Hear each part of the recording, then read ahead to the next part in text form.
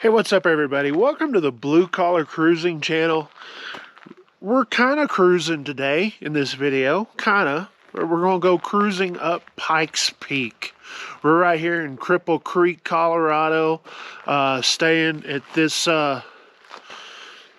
lovely place. Oh my gosh. I'm going to do a review video of this place, give you a little tour and all that kind of stuff, but for this video, we're taking cruising. We're not cruising on the ocean. We're cruising up a mountain. All right? Check out Pikes Peak.